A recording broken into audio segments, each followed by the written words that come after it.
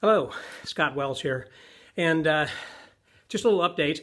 I've got some things to tell you about the Magic Island. First of all, we're not going to be opening by the end of this year, 2019, but we are going to be opening sometime in 2020. I don't have the details or anything then right now, but at least something to report, and that is that the inside, as far as the posters go and some of the memorabilia, all that was lost whenever that it was lying defunct basically for 10 years and having just the homeless people live there. I'm out of breath right now because I've been hauling some posters, actually some frame posters, up to the third floor because I want to make sure that they're going to be in a climate controlled environment, particularly because I don't want them, they haven't been dry mounted. I don't think that's really a proper way to care for posters because once they're dry mounted, you can't do anything else with them after that.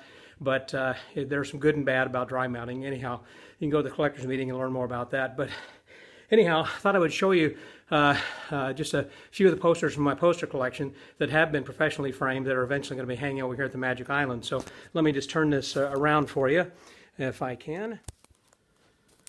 Some of these posters are not originals, obviously, and some are, like Le Grand David. This is from Siegfried and Roy, and this was a poster that Joni Spina had given me from her collection before she passed, that she had several David Copperfield posters that she was kind enough to give me. This was from Dennis Watkins' play of the death of Harry Houdini up in Chicago. Norm Nielsen poster, iconic, signed by Norm down there also. Thank you, Norm.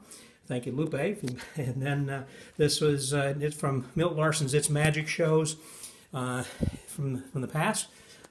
Franz Harari is going to be well represented here with his large poster, as well as, of course, the iconic Ricky Jay. And Chip Romero will be happy to know that we have a lot of Doug Henning memorabilia. We're going to be having eventually a Doug Henning corner then also. So these are some of the posters of mine, at least, and I believe that we're going to have some that will be offered by Chip that he's going to show at the island eventually. And this was from, of course, with Kalen Ginger and Jeff Hobson. This is an old Jack Gwynn poster.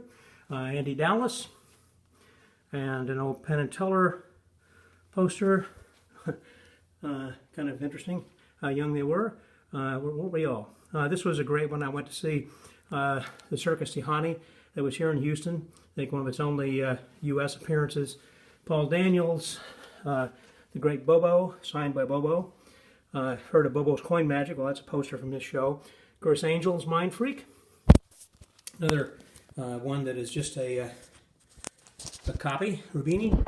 This is an original Lee Grable poster.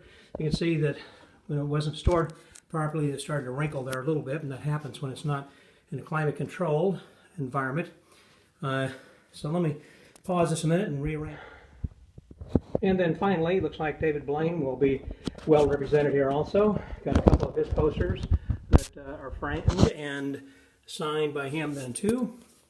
Another, I believe a French musician, Peter Bocelli, Charles Chong. And these are some of my favorites over here as we conclude. This is from these are given to me by Ken Klosterman, and these were specially made for him. I wish you could see the quality of how nice that these are, but basically they're kind of like book plates, and he was wanting to see, the printer was wanting to show the example of what good job they can do. And so each of these happen to spell out magic. See, it's M-A-G-I-C. You'll see these posters as we go along, that and each of them are different as far as the theme, and also some of the embossing, the gold leaf, the printing, the fonts, the colors, and everything, and then an exclamation point. So anyhow, that's kind of all that there is. And so, boy, it's hot in Houston, but at least I said these things are under climate control better than what they were before being stored. Once I had them framed earlier this year, She had the lady had stored them properly for a while, but couldn't continue because she had other things, and we didn't have a place to put them. Now I do, thanks to a neighbor who's got this spare room up here, so it's going to be climate controlled. So anyhow, that's just a look at a few of the posters from my collection that I'm going to be lending to the Magic Island. They're going to have on display eventually that you can come and see. Hopefully sooner than later, probably later than sooner. So it's going to be more like sometime next year. Anyhow, cheers.